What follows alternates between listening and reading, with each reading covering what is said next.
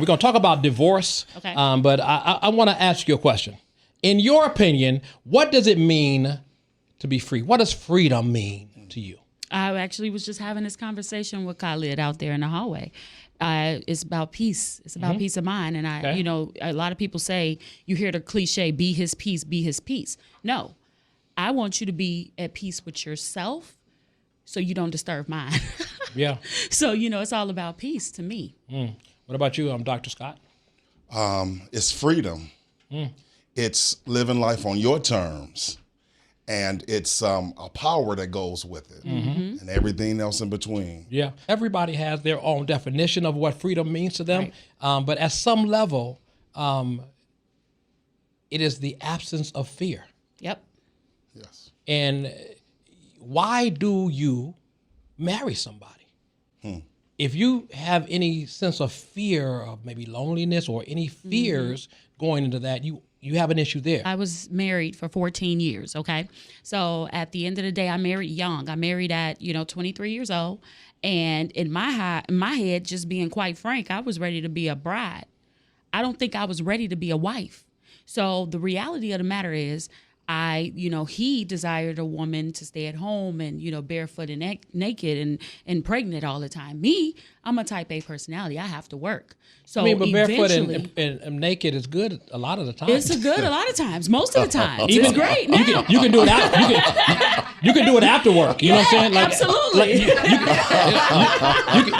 You can do what they call a nooner. Right. Between times. Exercise, But no, that barefoot and pregnant thing, it was that part. It was like all the time. I had to work. I have to be responsible for my own self at the end of the day, because guess what? I learned that my ATM card is not going to wake up and decide that they don't love me anymore, or I gained a couple of pounds and wasn't attracted to me anymore. But again, that falls up to be honest, you have to know what you're getting into. You have to know exactly what you want. And me, again, I can honestly admit now that I was ready to be a bride. I wasn't ready to be a wife. And a lot of people are in that caught up, they say, hey, they want the party, they want the production, they want the, be the envy of all of their friends. I was ready to be a bride, not a wife. So look at this. So Dr. Scott, why do you think men get married? Why do men get married? Men are very logical thinking, and it's a wonderful thing to have a wife. It's a wonderful thing to have a partner. And we want to, especially us black men, we want to break old bad traditions. Yep. We want to be head of our household. We want to have a helpmate.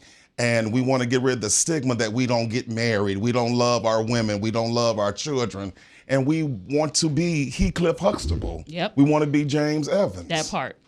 Yeah, but I get that. Now, so when it goes bad for a man, what is the difference? And I want you, Nikita, to answer this too. When it goes bad, Dr. Scott, when it goes bad for a man, what goes through a man's mind when it goes bad for a man?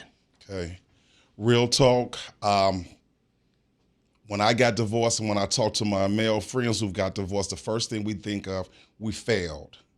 We failed our family. We failed ourselves. We failed our children. We failed our community. We are a stereotype. And we don't get to voice our sadness, our depression, our grief, because we're not supposed to talk about it. Yep. We're supposed to accept it, move on to the next woman, and start that new life and redo everything that we did wrong.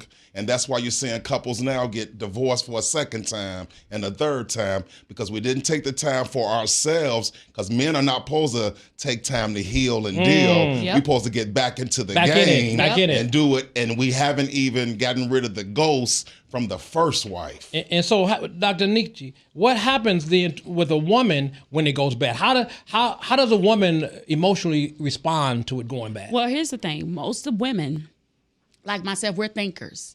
So by the time we've decided to just up and leave, we've calculated it. We're a little bit more calculated than the men. I understand when the men say that they feel that they've failed and everything. We usually try harder and we usually stay longer because, we got the kids or we got, the work and stuff. So by the time we leave, we're ready to go. Yeah. I'm just going to be frank with you. Yes. We're ready to go. So at that point, we've already began the healing process as we're walking out the door. Now, that can go either way. Sometimes, you got some women who quickly jump into another relationship, or you know how they say, by the time the divorce is final, we done knocked out 2-3 degrees, we done bought a house, we done got our credit fixed, our edges replenished, and we done cut it off or did all this other stuff. So with us as women, I think that's where we differ as men. Men look at it as a defeat. We look at it as a second chance.